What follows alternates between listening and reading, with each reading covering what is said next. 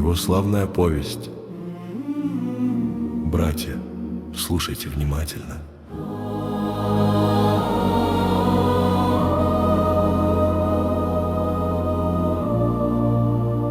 Его славная повесть началась в Колыме, там, где юность и совесть задыхались в тюрьме.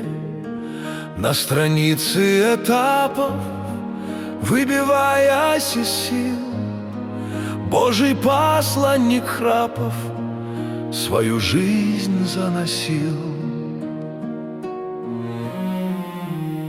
Гнали грубо свободу в арестантский сарай. Отправлялся на годы он в Хабаровский край. Отдавал без смущения жизнь во имя Христа. Знал, что нет посвящения и любви без креста. Как по лезвию бритвы снова суд и конвой, и писались в молитве так глава за главой. Богу вечная слава, убеждаюсь 100 крат, был из Божьего сплава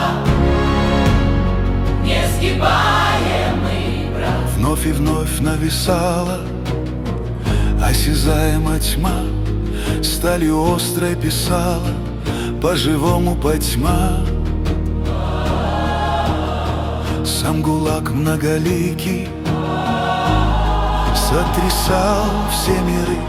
Вот он, Павел Владыкин, арестант Бухары. Вечных благ обладатель, не чуждался он бед, и страдал наш писатель. Пастырь, узник, поэт, он в юдоле скитаний восходил до вершин и в огне испытаний подвиг веры вершил.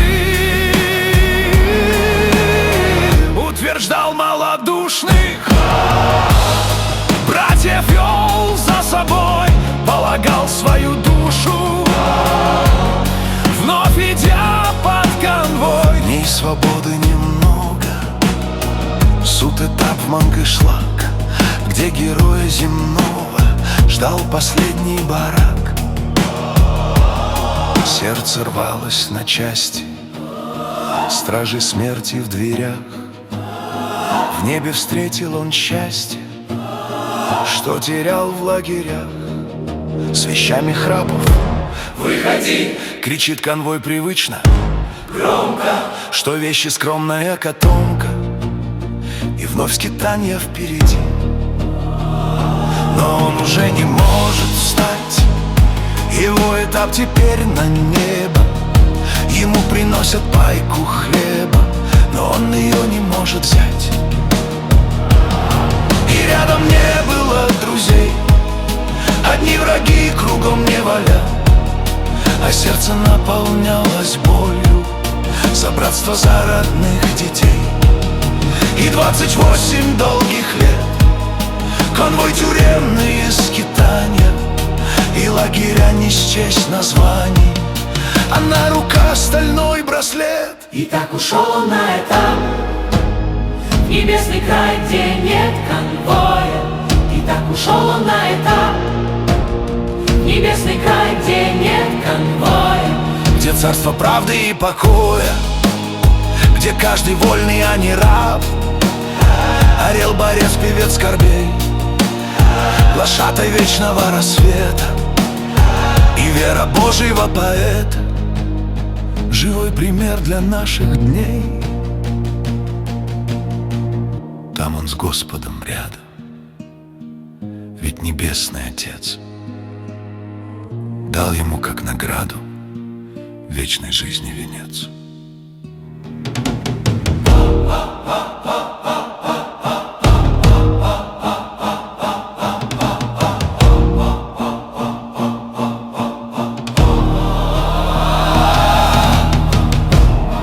Его славная повесть